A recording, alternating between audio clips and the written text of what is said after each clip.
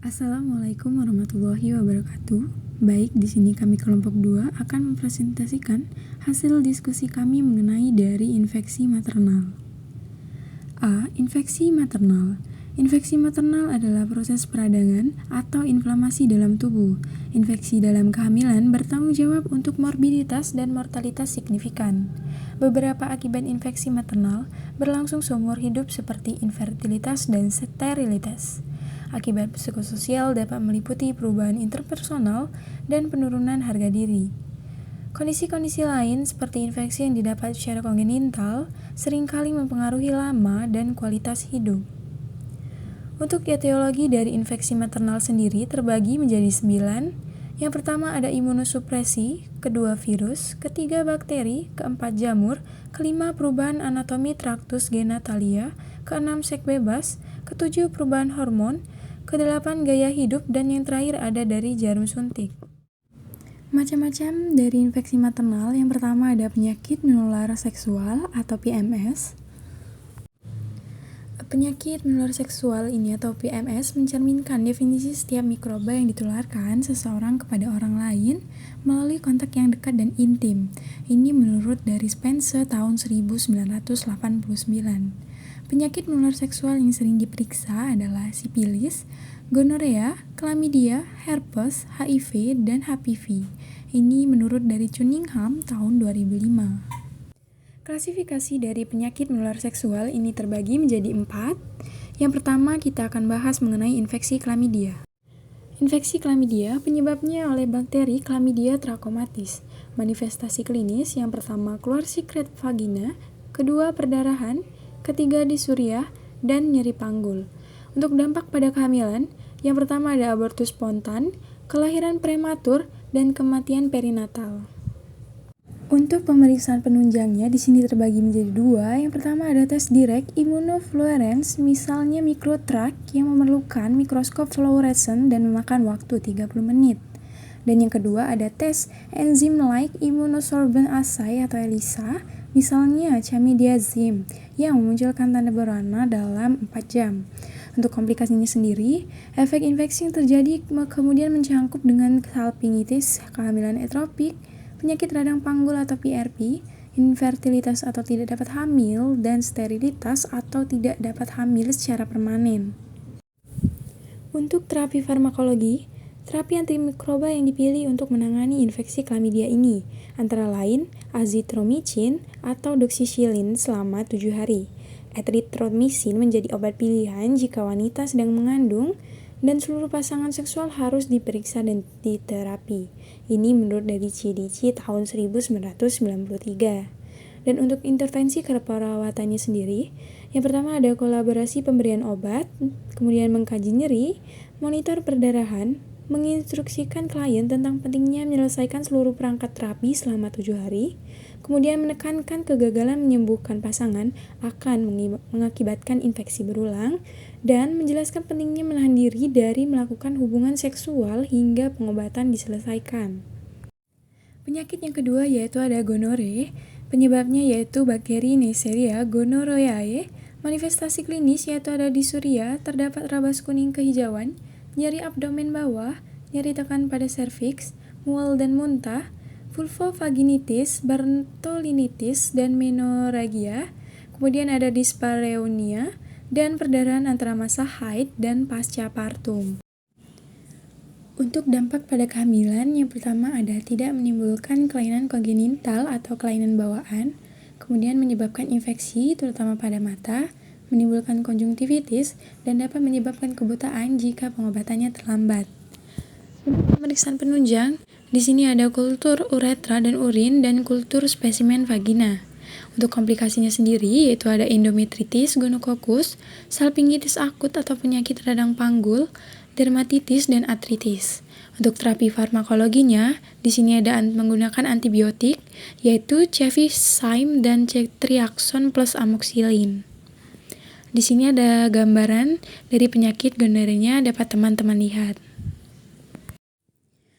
Untuk intervensi keperawatannya, di sini yang pertama ada monitor input dan output, kedua kolaborasi pemberian diet nutrisi, Ketiga, instruksikan klien tentang pentingnya menyelesaikan seluruh aturan terapi antibiotik. Kemudian keempat, ada tekankan bahwa kegagalan untuk menangani pasangan akan mengakibatkan infeksi berulang. Dan yang terakhir, ada tekankan pentingnya mengobati pasangan seksual dan pantang melakukan hubungan seksual hingga pengobatan diselesaikan. Selanjutnya yang ketiga, ada penyakit sifilis. Penyebabnya yaitu bakteri Treponema pallidum. Untuk manifestasi klinis, di sini ada demam, berat badan turun, terdapat plak kulit seperti kutil pada vagina, kemudian radang sendi. Untuk dampak pada kehamilan sendiri, timbulnya sifilis kongenital atau sifilis bawaan lahir. Kemudian untuk pemeriksaan penunjang, di sini ada absorpsi antibodi Treponema fluorescens atau VTA-ABS dan imunoglobulin M atau VTA-ABS IgM. Untuk komplikasinya, di sini ada tahap primer atau sekunder yaitu bayi lahir mati, kemudian ada tahap tersier dan tahap laten, dan yang terakhir ada sifilis kongenital pada bayi baru lahir. Untuk intervensi keperawatannya, di sini ada kolaborasi pemberian obat, peroleh spesimen untuk kultur dan pengobatan, kemudian ajarkan pentingnya menggunakan alat pencegahan seperti kondom untuk mencegah menyebarnya PMS. Kemudian tekankan pentingnya mengobati pasangan seksual dan pantang melakukan hubungan seksual hingga pengobatan diselesaikan. Untuk farmakologi, yaitu di sini ada penisilin, kemudian tetrasiklin atau doxycycline, etromycin, dan ceftriaxone. Penyakit yang keempat atau terakhir di sini ada HIV atau AIDS. Penyebabnya yaitu human immunodeficiency virus atau HIV. Cara penularan HIV ke janin yaitu ada fase saat hamil, saat melahirkan, dan setelah melahirkan. Untuk pencegahannya di sini ada pada periode prenatal yaitu dengan melakukan konseling, kemudian pada periode intranatal yaitu jika terdiagnosa HIV, berikan pilihan dan pantau janin terus. Kemudian yang terakhir ada periode postpartum yaitu dengan komunikasi, informasi, edukasi, dan memberikan rujuk. Manifestasi klinisnya yaitu ada berat badan turun drastis, kemudian diare tidak sembuh-sembuh, dan demam lebih dari 1 bulan. Untuk pemeriksaan penunjang, di sini ada pengukuran kadar plasma dan CD4 lymphosite T, kemudian ada USG dan tes VDRL. Untuk intervensi keperawatannya, yang pertama ada nutrisi optimum, yaitu dengan makan secara teratur dengan gizi yang baik, kemudian tidur dan istirahat yang cukup. Untuk latihan fisik yaitu dengan beraktivitas seperti biasa, dan untuk reduksi stresnya, perawat memberikan dukungan dan motivasi untuk mengurangi stres klien. Untuk farmakologinya di sini ada azido deoxyethymidine.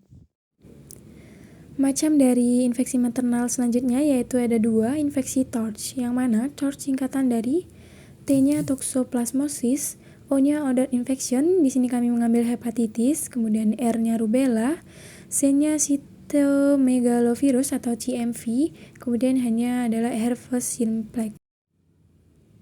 Untuk penularan dari TORCH ini, yang pertama ada dari makan daging setengah matang, kemudian hubungan seksual dengan agen terinfeksi, kemudian yang ketiga ada ibu terinfeksi berisiko menular ke bayinya. Yang keempat yaitu dari air susu ibu atau ASI, dan yang terakhir ada makan sayuran mentah. T. Toxoplasmosis, yang mana manifestasi klinisnya yaitu gejala tidak spesifik, kemudian demam, malaise, dan influenza. Untuk pemeriksaan penunjangnya di sini ada pemeriksaan laboratorium darah, kemudian titer toxoplasmosis. Untuk data penunjang di sini ada anti-toxoplasma, IgG, IgM, dan IgA serta aviditas. Kemudian yang kedua ada anti-toxoplasma IgG. Kemudian ada farmakologinya yaitu ada spiramycin, sulfa, dan clindamycin. Untuk dampak terhadap kehamilan ini yaitu ada keguguran, dan pada bayi yaitu gangguan fungsi saraf. O. Odor infection atau hepatitis. Manifestasi klinis yaitu seperti influenza, kemudian demam, dan malaise.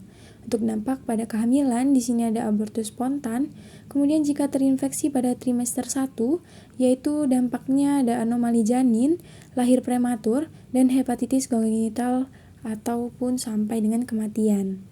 Untuk pemeriksaan penunjang, di sini ada pemeriksaan urin, darah, dan sorologi.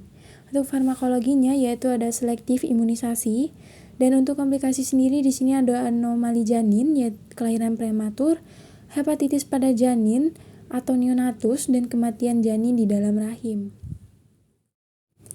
R. Rubella atau campak Jerman. Manifestasi klinis yaitu ada demam, timbul ruam, dan limfadema ringan. Untuk dampak pada kehamilan yaitu ada abortus spontan dan anomali janin. Untuk pemeriksaan penunjang sendiri ya ini ada pemeriksaan anti rubella, IgG dan IgM. Untuk farmakologinya di sini diberi anti nyeri dan antigen rubella atau hiperimuglobulin. Dan untuk komplikasinya di sini ada defek pada jantung, katarak, retinitis, dan ketulian. Kemudian C, cytomegalovirus atau CMV. Sumber-sumber infeksi virus ini yaitu berasal dari saliva, urin, ASI, darah, dan sekresi serviks atau vagina. Ya ini menurut Holmes tahun 1990.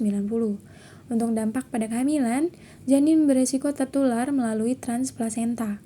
Untuk pada bayi baru lahir yaitu ada ikterik, hepatoplenomegali, petaki, pneumonia, dan mengalami kelainan kongenital atau PJB. Untuk manifestasi klinis pada ibu yaitu demam yang lama, sedikit gangguan pada hati, kemudian prekia, malaise, letargi, kemudian ada seperti gejala influenza, kemudian anoreksia, leukorea, keputihan seperti susu. Untuk pada bayi yaitu ada limfa atau hati membesar, gejala kuning pada kulit atau mata, dan petaki sampai dengan purpura. Pemeriksaan penunjangnya yaitu ada pemeriksaan laboratorium, anti-CMV, IgG, dan IgM, serta aviditas anti-CMV, IgG. Untuk terapi farmakologinya yaitu tidak ada terapi farmakologi yang efektif untuk penyakit CMV ini. Untuk komplikasi yaitu ada radang otak atau ensefalitis, kemudian ada mikrosefali, retardasi mental, kemudian gangguan psikomotor, ikterus, dan petechiae. Penata laksanaan penyakit TORCH yaitu pengobatan TORCH secara medis pada wanita hamil dengan menggunakan obat. Yang pertama ada spiramisin atau spiromicin, kemudian yang kedua ada azitromisin, dan yang ketiga ada clindamycin. Semua ini bertujuan untuk menurunkan dampak atau resiko infeksi yang timbul pada janin. Namun, sayangnya obat-obatan tersebut seringkali menimbulkan efek mual, muntah, dan nyeri perut. Sehingga perlu disiasati dengan meminum obat-obatan tersebut sesudah atau pada waktu makan. Macam dari infeksi maternal yang ketiga yaitu ada human papillomavirus atau HPV. Definisi yaitu kutil anogenital atau kutil kelamin atau Candyloma acuminata atau KA merupakan lesi proliferasi jinak yang disebabkan oleh human papillomavirus atau HPV.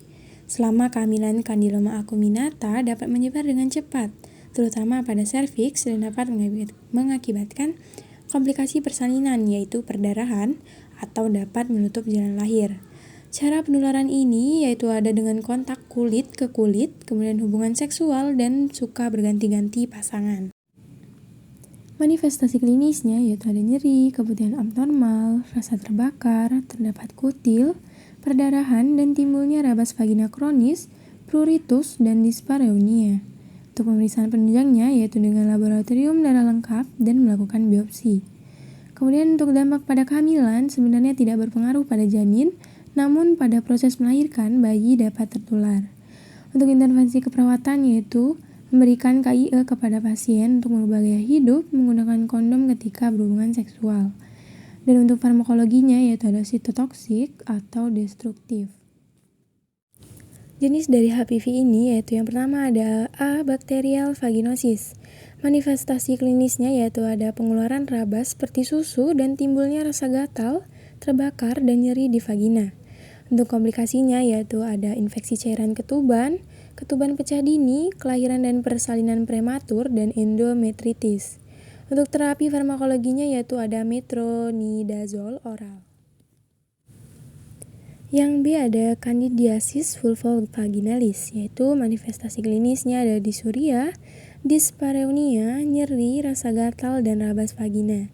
Untuk pemeriksaan penunjangnya yaitu ada spekulum, dan untuk terapi farmakologinya yaitu ada anti jamur topikal.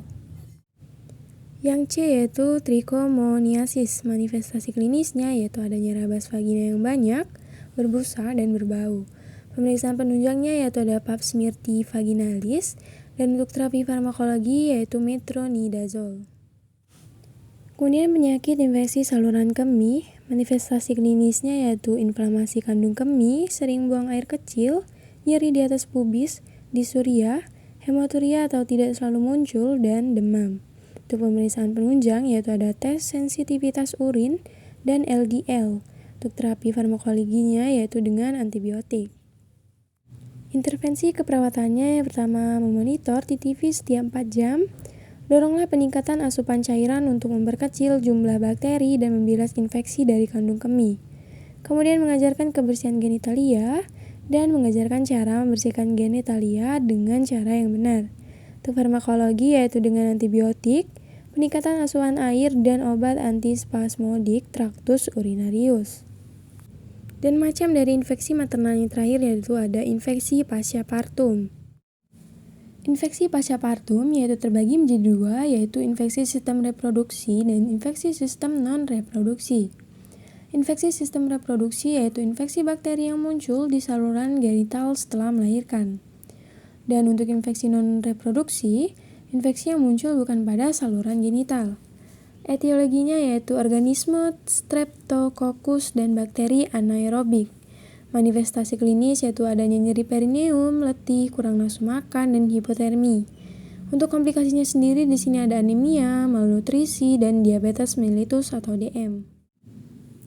Macam-macam dari infeksi pasca partum yaitu ada endometritis, infeksi luka, dan mastitis. Manifestasi klinis yang pertama dari endometritis yaitu demam pada 24 jam pertama postpartum, pelebaran uterin, terdapat lokia bernanah, malaise, dan takikardi.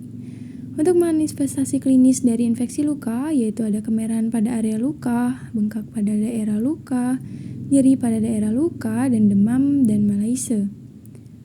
Untuk manifestasi klinis dari mastitis yaitu ada nyeri, payudara tampak kemerahan, mengkilat, kemudian kelenjar ketiak mengalami pembengkakan pada sisi payudara yang terkena mastitis, kemudian demam dan menggigil, dan apabila tidak segera diobati akan menjadi abses.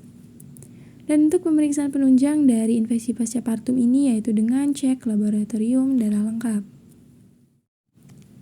Intervensi keperawatan yang pertama dari endometritis yaitu dengan memeriksa suhu setiap 4 jam, memonitor jumlah dan warna lokia, dan tempatkan ibu pada posisi Fowler untuk mendorong pengeluaran lokia.